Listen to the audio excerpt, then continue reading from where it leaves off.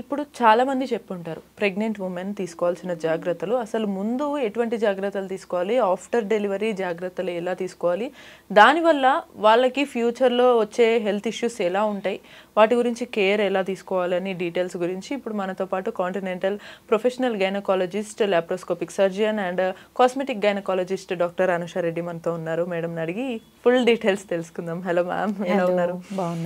Ma'am, అందరూ నార్మల్గా వినుంటారు, బట్ స్టిల్ ఎంత విన్నా కూడా స్టిల్ ఈ కాలంలో ఇంత టెక్నాలజీ వచ్చినా సరే pregnant women before pregnancy and pregnancy వచ్చిన తర్వాత చేసే మిస్టేక్స్ ఏంటి మ్యామ్, అసలు వాళ్ళు తీసుకోవాల్సిన కేర్ ఏంటి?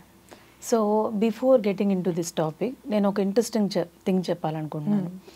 ఫస్ట్ ఆఫ్ ఆల్ ప్రెగ్నెన్సీ ఎప్పుడు ప్లాన్ చేసుకోవాలి అనేది కూడా చాలా మందికి ఐ మీన్ లైక్ వాళ్ళ కెరియర్ కంప్లీట్ అయిన తర్వాత చేసుకోవాలని చెప్పి 35-40 వరకు కూడా ఆల్మోస్ట్ 35 దాటిన తర్వాత ప్రెగ్నెన్సీ ప్లాన్ చేస్తున్నారు. సో అది కూడా మంచిది కాదు. అంటే pregnancy planning it self certain ఏజ్లో, అంటే ఆఫ్టర్ 30 years ఓవేరియన్ రిజర్వ్ అంటే ఎగ్ రిలీజింగ్ కెపాసిటీ అనేది ఒక ఉమెన్లో తగ్గిపోతూ వస్తుంది. సో 35 వచ్చేసరికి చాలా తగ్గుతుంది. సో ఇంకా 40కి వెళ్ళేసరికి almost perimenopausal age group women లాగా అయిపోతారు. సో వాళ్ళకి అసలు ఎగ్స్ రిలీజ్ అవ్వడం అనేది, ఎగ్స్ ప్రొడక్షన్ అనేది ఉండదు. సో చాలా మంది ప్రెగ్నెన్సీ ప్లాన్ చేసుకునేది ఏజ్ కూడా డిసైడ్ చేసుకోవాలి, అంటే ఎర్లీగా ప్లాన్ చేసుకోవాలి. అంటే as soon as they get marry, ఇప్పుడు ఆల్రెడీ లేట్ మ్యారేజెస్ ఉంటున్నాయి, దాంట్లో మళ్ళీ చాలా లేట్గా ప్రెగ్నెన్సీ ప్లాన్ చేసుకోవడం, చాలా మంది కెరియర్ అని చెప్పి ఆ విధంగా డిలే చేస్తున్నారు. నిజంగా మీకు అలాంటి కెరియర్ ప్లాన్స్ ఉంటే ఇంకా తప్పదు, అన్అవాయిడబుల్ సర్కమ్స్టెన్సెస్ ఉన్నాయి అనుకుంటే మీరు ఇంకా ఎగ్ ఫ్రీజింగ్కి వెళ్ళచ్చు, ఆర్ ఎంబ్రియో ఫ్రీజింగ్కి వెళ్ళడము, అవన్నీ ఫర్టిలిటీ స్పెషలిస్టులు చూసుకుంటారు. సో ప్రెగ్నెన్సీ అనేది ఫస్ట్ ఎర్లీగా ప్లాన్ చేసుకోవడం అనేది మంచిది. అండ్ ప్రెగ్నెన్సీ ఒకసారి ప్లాన్ చేసుకునే ముందు ఓవర్ వెయిట్ ఉన్నారా, ఓవర్ వెయిట్ ఉంటే ఓవర్ వెయిట్ నుంచి మీరు తగ్గడం మంచిది. సో నార్మల్ వెయిట్కి రావడం, అండ్ యాజ్ వెల్ యాజ్ మీకు ఏమైనా థైరాయిడ్ ఇష్యూస్ ఉన్నాయా, అండ్ డయాబెటీస్ ఏమన్నా ఉందా, and various other health issues ఏమన్నా ఉన్నాయా, హైపర్ టెన్షన్ ఏమన్నా ఉందా, ఇవన్నీ చెక్ చేసుకోవడం మంచిది. సో దాన్ని ప్రీనేటల్ కేర్ అని అంటారు. సో ప్రీనేటల్గా డయాగ్నోస్టిక్ టెస్ట్ కొన్ని ఉంటాయి, అంటే ఏమేమి ఉన్నాయి, దానివల్ల మీకు ప్రెగ్నెన్సీలో కాంప్లికేషన్స్ ఎక్కువగా ఉంటాయి అనేది ఫస్ట్ ఐడెంటిఫై చేసుకుంటే దాన్ని మీ ట్రీట్మెంట్ తీసుకోవడం వల్ల తర్వాత మీరు ప్రెగ్నెన్సీ ప్లాన్ చేసుకుంటే మీ ప్రెగ్నెన్సీ అనేది స్మూత్గా వెళ్తుంది. And as well as pregnancy ముందు మీరు ఆల్వేస్ గైనకాలజిస్ట్ అంటే ఆబ్స్టెట్రిషియన్ చెప్పిన సప్లిమెంట్స్ తీసుకోవాలి. చాలా మంది ఆ సప్లిమెంట్స్ తీసుకోరు.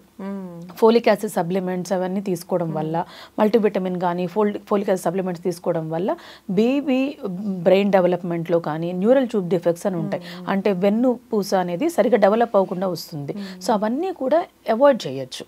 So folic acid supplementation prior to the pregnancy 3 months తీసుకోవడం అనేది చాలా మంచిది. ఓకే. ఈవెన్ ప్రెగ్నెంట్ ఉమెన్ ఉన్నప్పుడు కొంతమందికి చాలామంది ఏంటంటే మన ఇంట్లో పెద్దవాళ్ళు వీళ్ళు ఇది తిను మంచిది, అది తినకు మంచిది కాదు. లైక్ ఎగ్జాంపుల్ మనకు కుంకుమ పువ్వే ఉంది, పిల్లలు బాగా వైట్ గా రావడానికి కుంకుమ పువ్వు ఫుల్ గా తీసుకోవాలని, ఇది నిజమైన మేడం లేకపోతే అది మిత్? లేదు, అది కంప్లీట్ గా మిత్. యాక్చువల్గా కుంకుమ పువ్వు తినడం వల్ల ఏదో ఫెయిర్ గా బేబీస్ పుడతారనేది అది కంప్లీట్ మిత్. ఎందుకంటే వాళ్ళ పేరెంట్స్ ఎలా ఉన్నారు, వాళ్ళ కలర్ కాంప్లెక్షన్ ఎలా ఉంది, వాళ్ళ గ్రాండ్ పేరెంట్స్ ఎలా ఉన్నారు, ఆ విధంగానే పిల్లల్లో అనేది కాంప్లెక్షన్ అనేది వస్తుంది. సో కుంకుమ పువ్వు తినడం వల్లనో లేకపోతే వేరే ఏదో చేయడం వల్లనో అలా ఫెయిర్గా పిల్లలు పుట్టారు. That is all jeans. So jeans ఎలా ఉంటుందో అలా ఉంటుంది. అండ్ మీరు ఇందాక అన్నారు కదా, అంటే ఆహారపు అలవాట్లు, అది తినకూడదు ఇది తినకూడదు అని. చాలామంది బనానా తినకూడదు అలా కూడా చెప్తుంటారు ప్రెగ్నెన్సీలో. సో ప్రెగ్నెన్సీలో ఇది తినకూడదు అది తినకూడదు అనేది రెస్ట్రిక్షన్ ఏమీ ఉండదండి, అన్నీ తినచ్చు. కాకపోతే ఈజీ డైజెస్టబుల్ ఫుడ్ తీసుకోవడం బెటర్. ఎందుకంటే ఫస్ట్ 3 నెలల్లో కొంచెం వామిటింగ్స్ అనేవి ఎక్కువగా ఉంటాయి, ఇండైజెషన్ అనేది ఎక్కువగా ఉంటుంది. సో వాళ్ళు ఏంటంటే ఆయిలీ ఫుడ్స్, స్పైసీ ఫుడ్స్ అవన్నీ అవాయిడ్ చేసి కొంచెం ఈజీ డైజెస్టబుల్ ఫుడ్ తీసుకుంటే మంచిది. అండ్ కొంచెం ఫ్రూట్స్, వెజిటబుల్స్ ఎక్కువ తీసుకుంటే, వెజిటబుల్స్ అవన్నీ ఫైబర్ ఎక్కువ ఉంటుంది. సో వాళ్ళకి కాన్స్టిపేషన్ ప్రాబ్లమ్స్ అవి రాకుండా వాళ్ళకి, అండ్ ఈ ఫ్రూట్స్ ఎక్కువ తీసుకోవడం వల్ల, యాంటీ ఆక్సిడెంట్స్ ఎక్కువ ఉండడం వల్ల మనము ఈ ప్రెగ్నెన్సీలో వచ్చే హైపర్ టెన్షన్ని అవన్నీ కూడా అవాయిడ్ చేయొచ్చు. హెల్తీ డైట్ తీసుకుంటం వల్ల ఈ డయాబెటీస్ని, హైపర్ టెన్షన్ని అన్నీ అవాయిడ్ చేసుకోవడం జరుగుతుంది. ఓకే.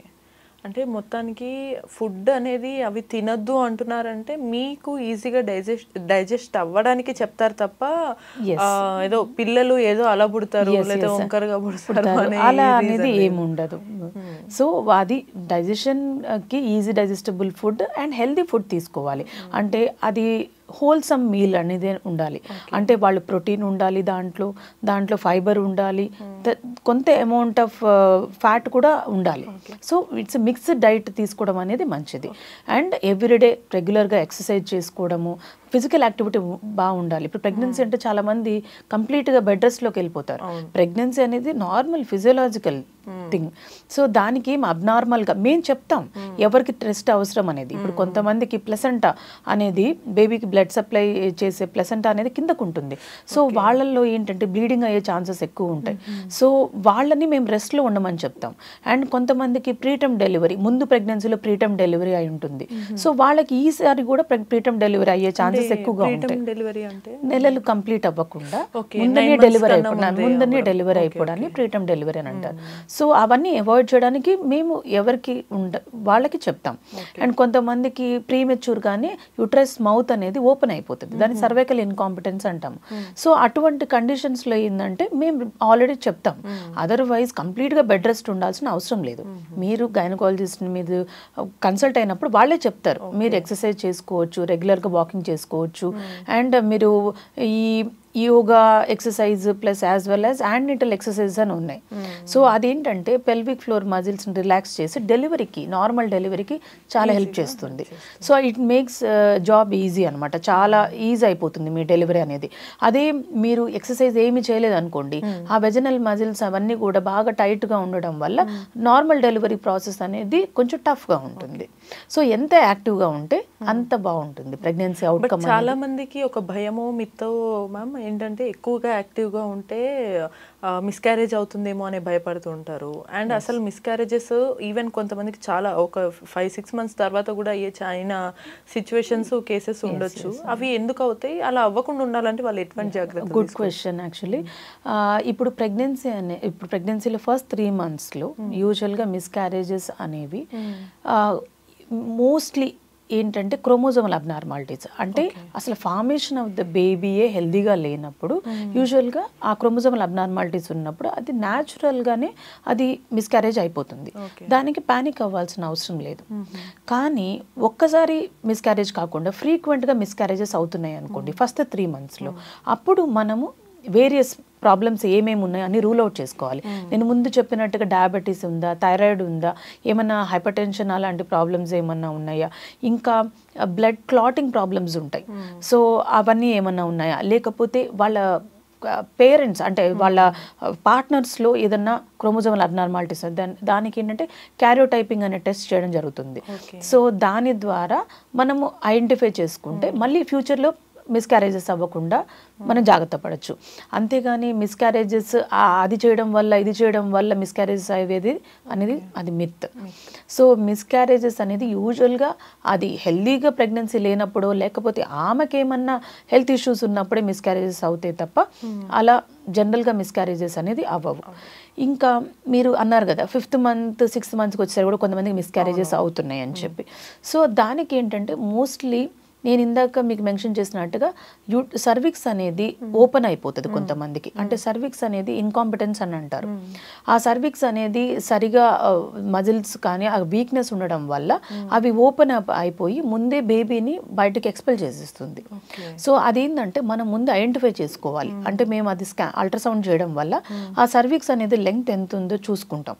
చూసుకొని అది 3 mm కంటే బాగా అంటే 3 centimeters కంటే కూడా చాలా తక్కువగా ఉంది అని అనుకుంటే అప్పుడు స్టిచ్ చేయడం జరుగుతుంది. సో ఆ స్టిచ్ చేయడం వల్ల ఏంటంటే మేము ప్రెగ్నెన్సీని మిస్క్యారేజెస్ని మేము అవాయిడ్ చేయగలుగుతాం. సో ఆ విధంగా మిస్క్యారేజెస్ని 2nd trimester అంటే 5th 6th monthలో అవాయిడ్ చేయొచ్చు. ఓకే. నెక్స్ట్ ఇంకా మనకి ఆల్రెడీ తెలిసింది పోస్ట్ డెలివరీ మ్యామ్. అది పోస్ట్ డెలివరీలో కూడా చాలామంది మెంటల్ స్ట్రెస్కి గురవుతుంటారు. And other health issues like diabetes ఇవి కూడా వచ్చే ఛాన్సెస్ ఎందుకు ఉంటాయి అంటారు? అంటే వస్తుంటాయి అంటారు, బట్ ఎందుకు ఉంటాయి అనేది కూడా ఇంపార్టెంట్. ఎస్, ఇప్పుడు పోస్ట్ డెలివరీ తర్వాత చాలామంది బేబీని చూసుకోవడంలో ఎక్కువగా వాళ్ళ సెల్ఫ్ కేర్ అనేది ఇవ్వరు, సెల్ఫ్ కేర్ తీసుకోరు ఫస్ట్ ఆఫ్ ఆల్. ఎందుకంటే ఆ సెల్ఫ్ కేర్ ఎందుకు తీసుకోరు అంటే వాళ్ళు ఆ బేబీ మీద కాన్సన్ట్రేషన్ ఎక్కువ పెడతారు. చాలా కామన్గా వినే కంప్లైంట్ ఏంటంటే పోస్ట్ పార్టమ్ డిప్రెషన్. సో వాళ్ళు డెలివరీ అయిన తర్వాత ఈ స్ట్రెస్ వల్ల, అంటే బేబీ లేట్ నైట్స్ వాళ్ళు మేల్కొని ఉండడం, బేబీకి ఫీడింగ్ ఇవ్వడం, ప్రతి 2 hours 3 hours బేబీకి ఫీడింగ్ ఇవ్వడం వల్ల వాళ్ళు ఎగ్జాస్ట్ అయిపోతారు. సో ఈ పోస్ట్ పార్టమ్ డిప్రెషన్ అనేది ఫస్ట్ ఐడెంటిఫై చేసుకోవాలి.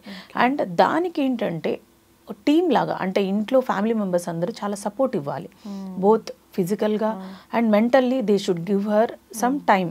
అంటే ఆ బేబీని మిగతా వాళ్ళు ఫ్యామిలీ మెంబర్స్ హ్యాండిల్ చేయడం అనేది కానీ, తనకు రెస్ట్ ఇవ్వడం కానీ అలా చేయడం వల్ల ఈ పోస్ట్ పార్టమ్ డిప్రెషన్ అనేది చాలా వరకు మనం కంట్రోల్ చేయొచ్చు. అంటే పోస్ట్ పార్టమ్ డిప్రెషన్ అనేది మరీ సివియర్గా ఉంటే ఇంకా అప్పుడు సైకియాట్రిస్ట్ని కన్సల్ట్ అవ్వాలి, మనం యాంటీ డిప్రెసెంట్స్ అవి తీసుకోవడం జరుగుతుంది. అండ్ పోస్ట్ పార్టమ్ డెలివరీ అయిన తర్వాత చాలామంది ఎక్సర్సైజ్ చేయడం అనేది కంప్లీట్గా మానేస్తారు. ఎందుకంటే కంప్లీట్గా వాళ్ళు బేబీని గ్రూమ్ చేయడంలో వాళ్ళ సెల్ఫ్ గ్రూమింగ్ అనేది వదిలేస్తారు. యూజువల్గా నార్మల్ డెలివరీ అయిన వాళ్ళకి మేము వితిన్ 1 month ఎక్సర్సైజ్ చేసుకోమని చెప్తాం, కానీ చాలా తక్కువ మంది అది చేస్తుంటారు. అండ్ సిజేరియన్ అయిన వాళ్ళలో ఆల్మోస్ట్ 6 to 8 weeks తర్వాత they can get back to normal. వాళ్ళ ఆల్ సార్ట్ ఆఫ్ ఎక్సర్సైజెస్ వాళ్ళు చేసుకోవచ్చు. Okay, cool. సో ఇక్కడ క్లియర్గా మనకు అర్థమైంది ఏంటి అని అంటే, ఏదో తింటే మీకు మిస్క్యారేజ్ అవుతుందనో, లేకపోతే ఇంకేదో అవ్వడం వల్ల మీకు పిల్లలు పుట్టరు అనో, ఇవన్నీ కూడా ఒక మిత్స్ అనేవి మనకి చుట్టూ క్రియేట్ అయి ఉన్నాయి. వీటన్నిటిని బయటకు పెట్టేసి ఫస్ట్ హెల్తీ ఫుడ్ తీసుకుంటూ కొంచెం ఫిజికల్ ఎక్సర్సైజ్ ముందు అండ్ ఆఫ్టర్ డెలివరీ కూడా మనం ఉంచుకుంటే మోస్ట్లీ ఇటువంటి హెల్త్ ఇష్యూస్ అన్నిటినీ కూడా మనం అవాయిడ్ చేయొచ్చు, అంతే అంటారు కదా మేడం. సో ఫైనల్గా అది మనకి ఎంత చాలా క్లియర్గా మనకు అనుష మ్యామ్ చెప్పారు.